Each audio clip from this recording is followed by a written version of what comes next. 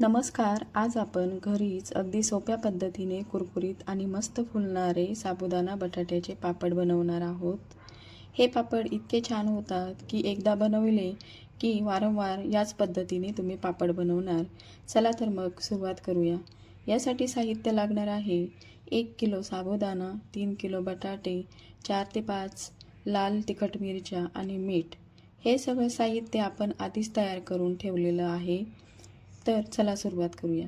सर्वप्रथम आपण साबुदाणा कढईमध्ये घेऊन मंद आचेवर छान भाजून घेऊया. तो हलवत राहा म्हणजे तो जळणार नाही.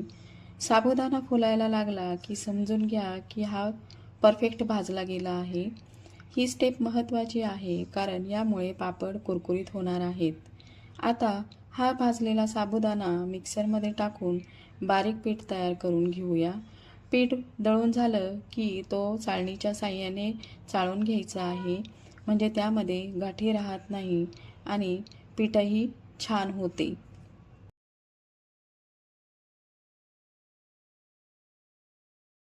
आता आपण हे 3 किलो बटाटे पाण्याखाली स्वच्छ धुवून घेणार आहोत आणि मग ते बटाटे कुकरमध्ये घालून त्यामध्ये थोडंसं पाणी घालून घ्यायचं आणि 3 ते 4 शिट्ट्या देऊन हे बटाटे शिजवून घेतलेले आहेत.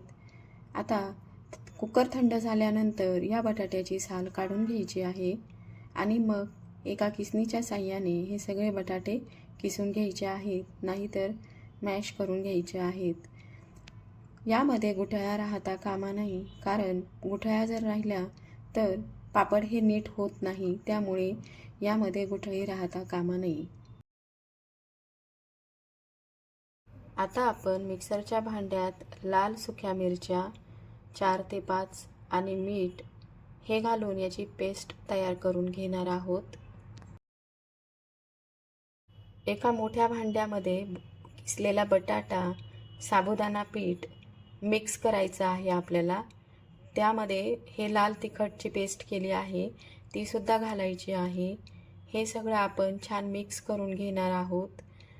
मधून मधून थोडं पाणी घालत राहायचं आहे आणि हे पीठ मऊसर आणि एकजीव करून घ्यायचं आहे.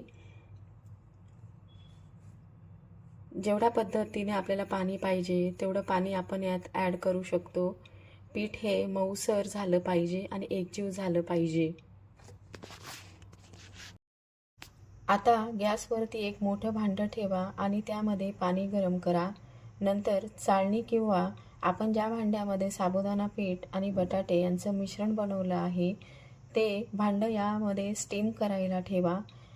4 ते 5 मिनिट हे पीठ वाफवून घ्यायचं आहे, स्टीम करून घ्यायचं आहे, म्हणजे पापड अजून खुसखुशीत आणि कुरकुरीत व्हायला मदत होते.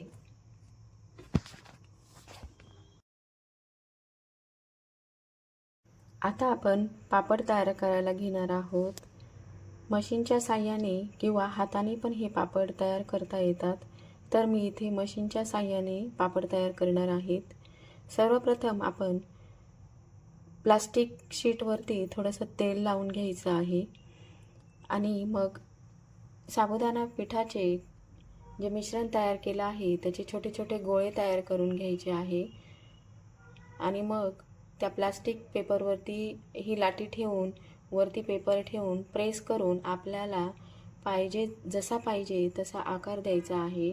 तुम्हाला जर बारीक पापड हवे असेल पातळ, तर त्या पद्धतीने तुम्ही पापड तयार करून घ्या आणि तुम्हाला जर जाड पाहिजे असेल तर तुम्ही जाडही थोडंसं जाडसरही ठेवू शकता. अशा पद्धतीने आपण 2 ते 3 पापड तयार करून घेऊया. आता हे पापड तयार झालेले आहेत सर्व. ते दिवसभर उन्हामध्ये छान वाळवून घ्यायचे आहे. 3 ते 4 दिवस छान वाळवून झाल्यानंतर आपण हे पापड एका डब्यात साठवून ठेवणार आहोत.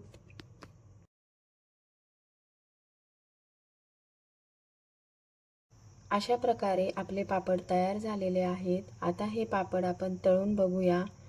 तेल गरम करून घ्यायचं आहे आणि गरम तेलामध्ये पापड सोडायचा आहे आणि बघा लगेच फुलून येतात हे पापड. खूप कुरकुरीत आणि चविष्ट लागतात हे पापड. तर मैत्रिणींनो, अशा प्रकारे आपले साबुदाणा बटाट्याचे पापड तयार झालेले आहेत. तुम्हीही नक्की ट्राय करा आणि मला कमेंटमध्ये सांगा ते कसे झाले आहेत ते. व्हिडिओ आवडला असेल तर व्हिडिओला लाईक करा आणि चॅनलला सबस्क्राईब करायला विसरू नका. भेटूया पुढच्या व्हिडिओमध्ये. तोपर्यंत बाय.